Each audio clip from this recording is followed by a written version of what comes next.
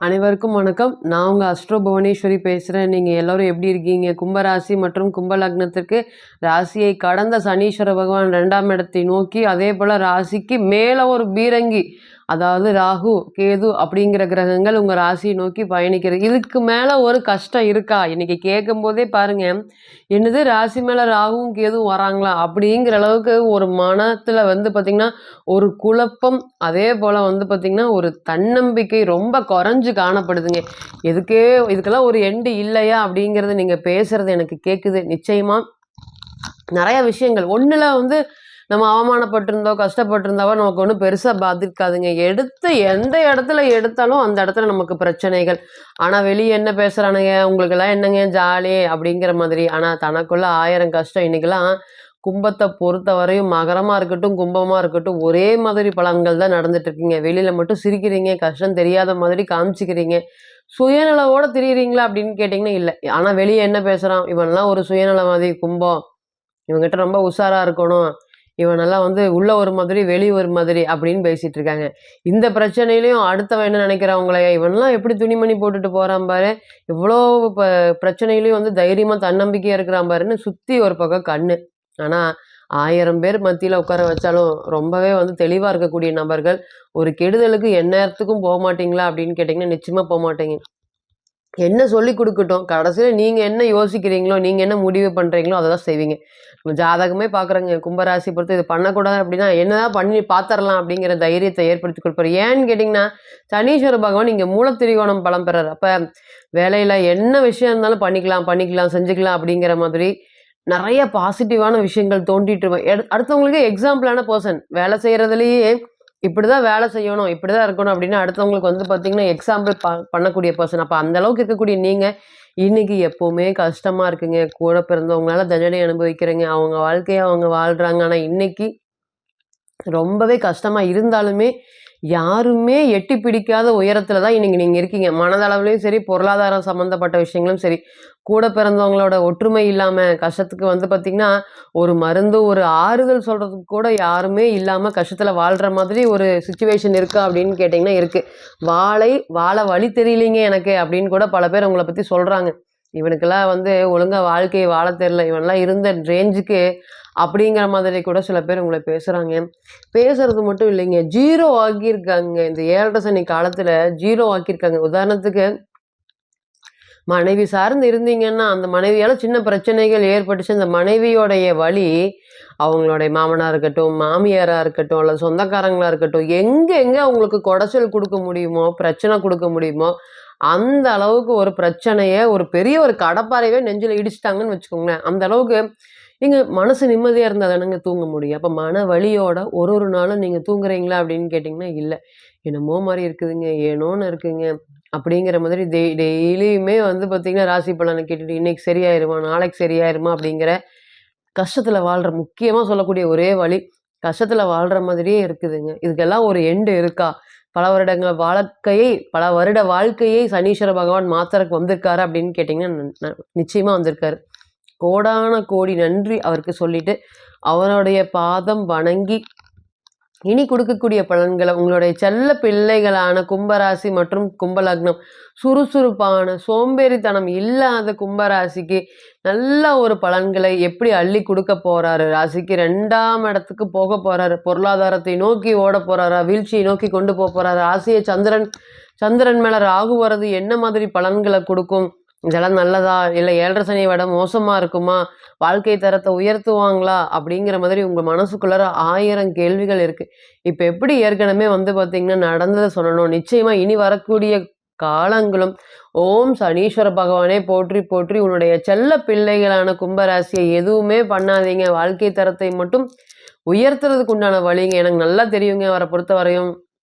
யாரு கெடுதல் பண்றான்? யாரு கெடுதல் பண்ணல? யார் மத்தவனுக்கு வந்து பார்த்தீங்கன்னா, நமக்கு நெறைய கர்மா இருந்தாலும், கர்மாலாம் வெளிப்படக்கூடிய காலங்கள் வந்து பார்த்தீங்கன்னா, 7 சனியோட காலங்கள் தான். அப்ப நம்ம என்ன பண்ணுனாலுமே, ஒரு கஷ்டமான சூழ்நிலைகள் இருக்கா? அப்படின்னு கேட்டீங்கன்னா, நிச்சயமாக உங்க ராசிய பொறுத்தவரை 2 1/2 வருடங்கள் எதுவுமே இல்லைங்க.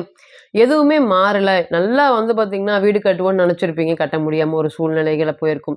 யாராவது நம்மளை தூக்கி விட்டு வாழ்க்கை தரத்த உயர்த்துவாங்க. இது ஒண்ணு இருக்குது. இத வச்சு நம்ம வாழ்க்கையில எப்படியோ முண்டி மோதி ஜெயிச்சிரலாம் அப்படின்னு நெனச்சிருப்பீங்க. அந்த இடத்துல ஒரு செக். ஒரு ஜர்க்கு. ஒரு ரூ. 100 கிடைக்கக்கூடிய இடத்துல ஒரு ரூ. 10 கிடைக்கிறது, ரூ. 20 கிடைக்கிறது, பணமே கிடைக்க முடியாத சிச்சுவேஷன். இந்த மாதிரி நெறைய கஷ்டத்த மட்டுமே காமிச்சிட்டு இருந்த சனீஸ்வர பகவான், இனி இந்த ராசிக்கு மூல திரிகோணம் பலம் பெறாரு. என்னதான் மகரம், கும்பம் அவருடைய ராசியா இருந்தாலும், கும்பம் அவருடைய செல்ல பிள்ளையான வீடு இருக்கிறனால, இத்தனை நாளா வக்ரமாயி ஏமாத்தி இந்தா வச்சுக்கோ, இந்த பலன் வச்சுக்கோ, இந்த பலன் நல்லது. ஒரு நாள் வருங்க, ஒரு நல்ல பலன் வந்துச்சுன்னா, அடுத்த நாள் 2 நாளைக்கு சமமான மரண வலி. அந்த அளவுக்கு ஒரு வேதனைகளையும் குடுத்துட்டு அள்ளி குடுத்துருக்காரு. நெறைய விஷயங்கள். நடைபாதையில வியாபாரம் செய்றவங்க கூட அடி வாங்கியிருக்குமா அப்படின்னு கேட்டீங்கன்னா, அவங்களுடைய பொருளாதாரம் சம்மந்தப்பட்ட சூழ்நிலைக்கு ஏற்ப அடி வாங்கியிருக்கும். ஆனா அடிங்கிறது நிச்சயமா குடுத்துருக்காரு அப்படின்னு கேட்டீங்கன்னா, குடுத்துருக்காரு. ஆனா இனி வரக்கூடிய காலங்கள், அது எல்லாமே நம்ம பயப்பட தேவையில்ல அப்படிங்கிறது தான் முதல் விஷயங்கள். 2வது உங்கள அவரு பார்த்தீங்கன்னா, எந்த வழியிலயுமே கெடுதல் நெனைக்கவே மாட்டாரு. என்னதான் இருந்தாலும் இவன காப்பாத்திரணும்.